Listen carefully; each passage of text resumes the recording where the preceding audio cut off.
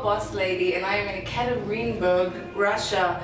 We are here for Boris Yeltsin's memorial concert, and the headliner is Craig David, who you were huge in Australia, man. Thank you. You were like born to do it.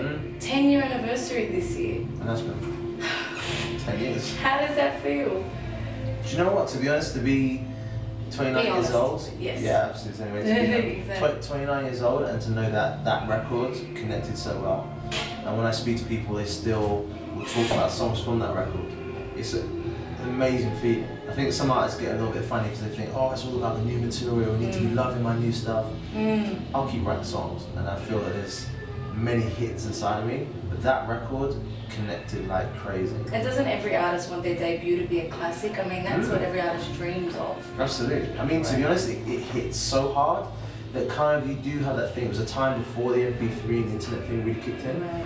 So even if you did, if you did 3.5 million, 4 million now, would be the equivalent of that record. Which is hardly happening at all now. And so I'm very thankful to have had a 10-year career so far, and there's many more songs to... So fast forward 10 years, what are you up to nowadays? I know you're living between London and the States now, is that true? So what are you working on nowadays? Okay, so I live in Miami now, predominantly throughout the season. Nice. Which is great. As far as inspiration goes, it's like one of the best places in the world. And I love London because that's the kind of gritty... The pulse. Yeah, you're on the grind and you get to get things done. It allows me to... I'm writing and recording a new album at the moment. Okay. I'm working with a whole load of different people, and I think the sound for the album is kind of... I came from a house garage background. So when I hear the songs from Chris Brown or Usher, Oh My God, or Black Eyed Peas, even Lady Gaga, Kesha, all these kind of guys are coming through who are kind of the more pop side of the house. They're going electro now. Yeah, for me it feels like, wow, it's come back full circle.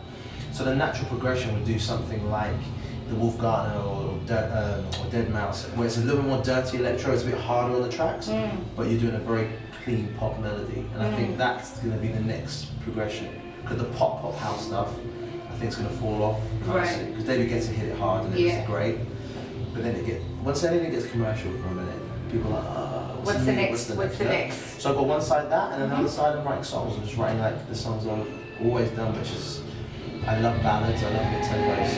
Definitely give an opportunity lyrically to get your point across. That's interesting. I wonder if the artists that you just name-checked will go back to their R&B roots once the wave is... Yeah, I mean, Chris Brown would never have done Yeah track if it wasn't that the house thing was happening. Rihanna wouldn't be doing a house track if it wasn't that they would get it. So it's a trend thing, which these guys are clever. They're staying on the trend of what's happening. And they're doing it well. They're doing it really well. I mean, but then there's other artists who stay on what they do. Yeah. And they may not get the shine, but it's hot. I mean, like for example, I love Tank. I think as an artist, he's sick. And it's weird because the other day I was like in a gym at the Mondrian in Miami, and I literally walked down, this guy running on the machine and doing sit-ups now. And it's a weird thing. I turned over and I'm listening to like the Now or Never album that he's got out now. And he's doing his little run on his machine before he goes and do some record with Jamie Foxx later in town. And I was just like, that guy needs to get recognition. I've interviewed him too. He's a good personality that hasn't really come out either. Like he sticks to the music and behind Crazy talented. Yeah, very talented. Keyboards and singing, but that's what I'm saying. Sometimes you don't get the shine if you stick on what it is. But if integrity-wise, that's right for you, then... Are you on a label right now? Universal was my label up until literally about 3 or 4 months ago. And thankfully, in a lot of respects, because I wanted to get signed out in America, my manager is the CEO of 21st Artists, which is the Universal's own management company for the world. So he's in a great position of having all the kind of, not just Universal, but obviously he has connections. But I'm kind of like, okay, let's break the record through America, which I'm excited about because it's hard to go from the UK through America and expect to have an American kind of I was going to say, record. 10 years in the game, has American success eluded you so far, do you think? Or you made a wave over there and it's time to jump back in? There's work to be done in many territories, you know what I mean? Oh, but internationally... People, you know what the thing is, I think I've always got this thing of you're only as good as your last record. So there's been songs that have connected in different territories and I love it.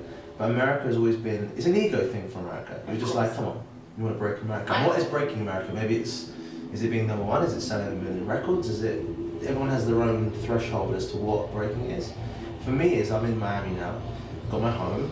I want to walk into club and see the whole place going crazy to a song in America, not necessarily just in Europe or everywhere ex North America. I want to walk in and I hear that club song banging from New York to Miami to LA, and at that point you know that you've got something going on. Right. Well, I moved from the other side of the world to New York, so I know the feeling about making it there.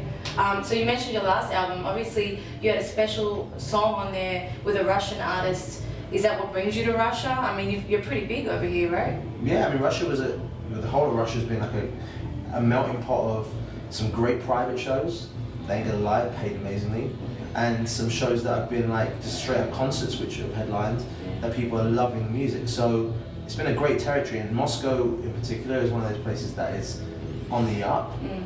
It reminds me of almost New York or London maybe 10 years ago. It's coming, and I mean, fashion-wise they're on top of it, but musically it's on the up, and I love that because there's something organic about it. A lot of other places, London and New York to a certain degree, so it can be a little bit too cool for school. It's like, oh yeah, we've heard it before. What's the next thing? Whereas this place is like, that sounds like a good record, we'll play that. And they love it for the music still, rather than the extra things that come with it. Absolutely. All right, so you're online, I'm assuming. What's your Twitter and everything? So www.craigdavid.com is a normal one.